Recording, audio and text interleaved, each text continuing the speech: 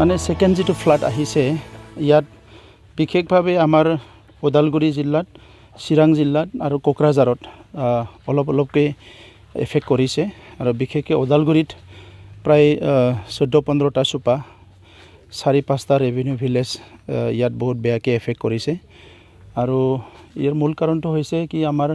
শুক্লাই নদীৰ মাথাউৰি ছিঙিছে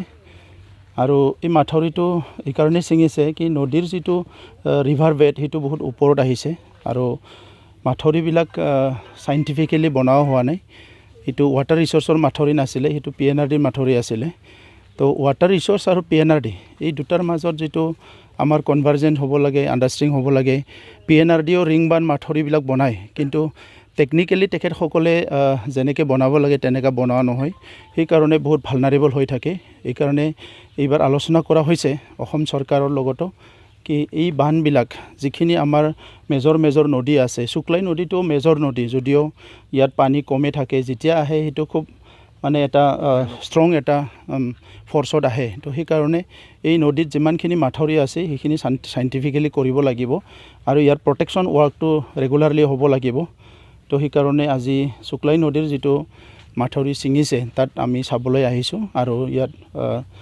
গভৰ্ণমেণ্টৰ মানুহ আছে ষ্টাফৰ তেখেতসকলে অহাকালিৰ পৰা ইয়াৰ প্ৰটেকশ্যন ৱৰ্কটো আৰম্ভ কৰিব আৰু বিশেষভাৱে এতিয়া ভালকৈ ধৰিব পৰা হোৱা নাই যিমানখিনি খেতি পথাৰ নষ্ট হৈছে তাত ক্ষতিপূৰণৰ কাৰণে ব্যৱস্থা কৰা হ'ব আৰু যিখিনি মানুহৰ প্ৰাইভেট লেণ্ড আজি মানে বালি পুতিছে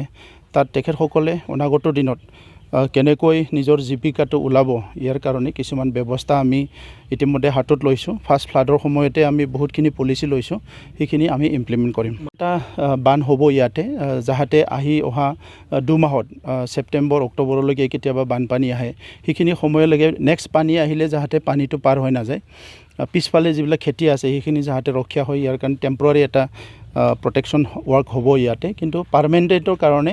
অকল শুক্লাই নহয় সংকোচৰ পৰা লৈ পেলাই ধনশ্ৰীলৈকে যিমানখিনি নদী আছে সেইখিনি নদী বহুত নদী বানপানীৰ সময়ত ভিডিঅ'গ্ৰাফি কৰা হৈছে আৰু ইয়াৰ ওপৰত ষ্টাডি কৰা হৈছে বহুত নদীবিলাকৰ লেণ্ডবিলাক বহুত বেছি হৈ গ'ল এই কিছুমানৰ মানে যিটো ৱেভ লেংথ এইটো অলপ ক'বাত অলপ সিধা কৰিব লাগিব আৰু কিছুমানত সিধা কৰিব নোৱাৰে কিন্তু প্ৰটেকশ্যন ৱৰ্কটো কৰিব লাগিব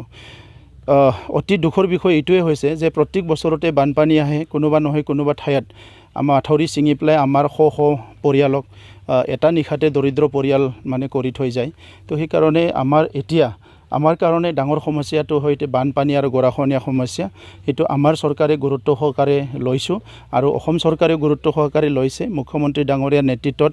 মই আশা কৰিছোঁ যে এই বছৰৰ নেক্সট বছৰলৈকে আমি মেক্সিমাম ভালনাৰেবল পইণ্টবিলাক খুব সাইন্টিফিকেলি প্ৰটেকশ্যন ৱৰ্কবিলাক কৰিব পাৰিম